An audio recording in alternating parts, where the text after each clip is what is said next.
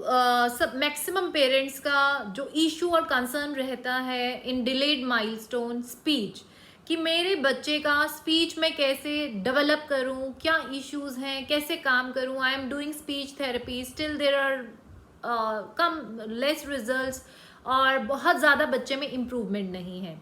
सो आज हम उसी चीज़ पे बात करेंगे, क्योंकि मैंने लास्ट लाइव शेयर किया था तो एवरीवन वाज आस्किंग कि स्पीच पे कैसे हम लोग इतना ड्रास्टिक चेंज लेकर आ सकते हैं। हाय, मेरा नाम ऋचा जैन है। Welcome back to our channel kids developmental activities. देखिए, अगर मैं 6 महीने पहले कृष्णव की बात करूं, कृष्णव का बहुत लिमिटेड स्पीच था, कन्वर्सेशन नहीं था। आई विल नॉट से कि टू एंड फ्रो कन्वर्सेशन, जो हर पेरेंट की विश होती है कि मैं बात करूं, फिर वो मुझसे पूछे एंड एक कन्वर्सेशन हम बात कर पाए आपस में। तो believe me, with in 6 month वो मैंने अचीव किया है with the help of primitive reflex integration. And I am shocked, क्योंकि मुझे इतना उम्मीद नहीं थी कि इतना ड्रास्टिक चेंज आएगा उसके कम्युनिकेशन में। तो आज मैं आपको ये एक्सप्लेन करूंगी how speech affect is affected by retained primitive reflexes. देखिए, जो मेजर वैसे तो अगर कोई भी रिफ्लेक्स रिटेन्ड है बच्चे में तो सेंसरी इश्यूज हैं।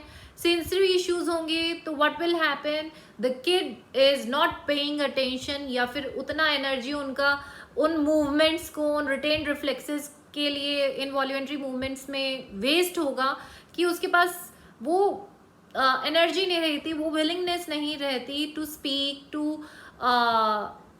Acknowledge anyone. तो वो अटेंशन एंड एनर्जी इश्यूज रहते हैं और जिसकी वजह से स्पीच फॉर्मुलेशन में इशू आते हैं, सोशल इश्यूज आते हैं।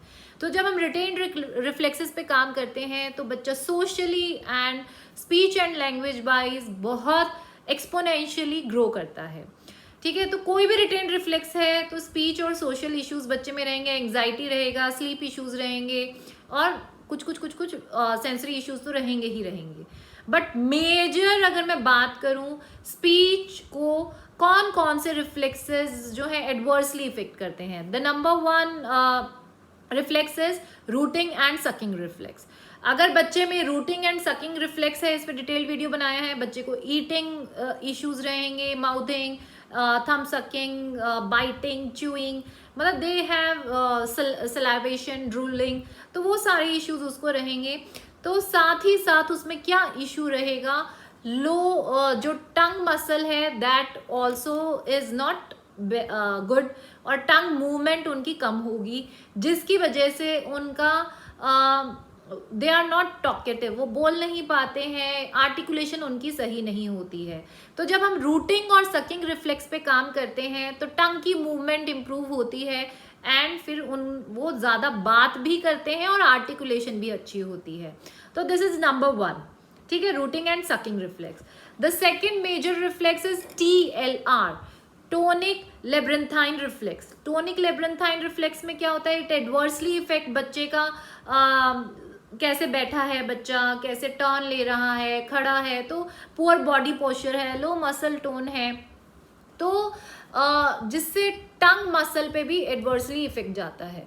ठीक है, अब टंग मसल पे एडवर्सली इफेक्ट जाता है तो मैंने आपको कुछ वीडियोस में एक्सप्लेन किया है, हमारे ब्रेन में 2 पार्ट होते हैं स्पीच के लिए। One is Broca's area, one is Wernicke's and second is Broca's. Wernicke's क्या होता है, वर्निकेस जिसमें बच्चे की ऑडिटरी इंफॉर्मेशन जाती है कि बच्चा उसको कैसे प्रोसेस कर रहा है, ह्यूमन वॉइसेस को या डिफरेंट वॉइसेस को, it is listening. The second is कि उसने सुना और उसकी अंडरस्टैंडिंग और डिकोडिंग। ठीक है, ये तीनों पार्ट किसके होते हैं, वर्निकेस के, कि सुनना, सुनकर समझना, समझकर डिकोड करना कि मुझे अब इसके आगे क्या करना है। तो this is Wernicke's and the second part. अब वर्निकेस का काम खत्म हो जाता है स्पीच में, मान लीजिए अब समझना जरूरी है बोलने के लिए कि मुझे अब क्या बोलना है या कैसे बोलना है। द सेकेंड पार्ट इज कैसे बोलना है, फॉर्मुलेशन ऑफ स्पीच।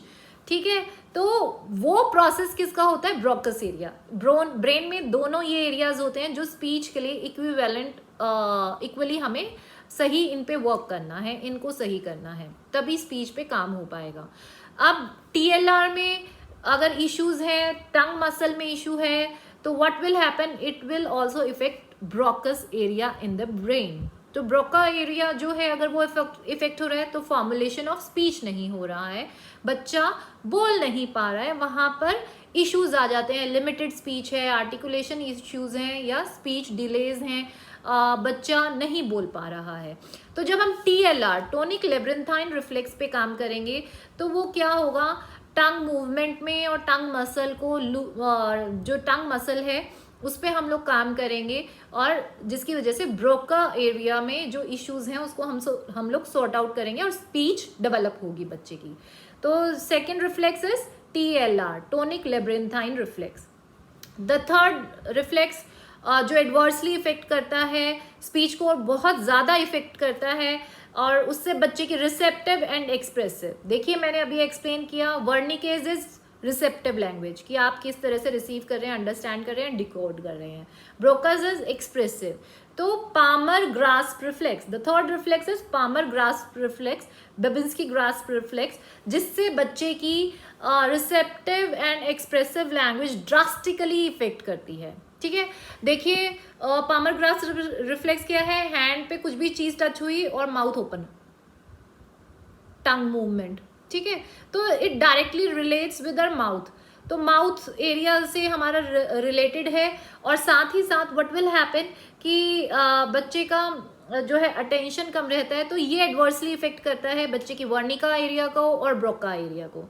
ठीक है, तो दोनों को इफेक्ट करता है जिसकी वजह से बच्चे की अंडरस्टैंडिंग भी कम रहती है और स्पीच फॉर्मुलेशन भी कम रहती है, तो ये दोनों को इफेक्ट करता है। तो पामर ग्रास्प रिफ्लेक्स अगर रिटेन्ड है तो बच्चे की अंडरस्टैंडिंग और स्पीच दोनों पे इश्यूज आएंगे और फिर बच्चे का स्पीच डिले रहेगा। TLR में मैं एक चीज़ और बताना भूल गई, TLR क्या होता है, head movement, head control, head movement control के लिए स्पेसिफिकली है। जब बच्चे का हेड पोस्चर अच्छा नहीं है, हेड कंट्रोल नहीं है, तो what will happen, limited vision, horse vision अगर मैं बात करूं, हॉर्स के आगे यहाँ पर ये लगा देते हैं ना कि कहीं कुछ और दिखे ना, कुछ और बोले ना, तो व्हाट विल हैपन, TLR में भी हेड कंट्रोल पुअर है, वो बच्चा नहीं कंट्रोल कर पा रहा है, तो उसका लिमिटेड व्यू ऑफ ऑब्जेक्ट, उसका इनपुट ही लिमिटेड रहेगा। तो वर्निका एरिया क्या, तो वो देखेगा क्या, डिकोड करेगा क्या, फॉर्मुलेशन कर मतलब क्या अंडरस्टैंडिंग आएगी, तो वहाँ पर भी वर्निके में TLR में इश्यूज आते हैं, तो वो डिकोडिंग इतने अच्छे से नहीं आती, फिर अगेन ब्रोका एरिया में इशू आ गया, then again overall system is collapsed, speech is delayed, the main thing.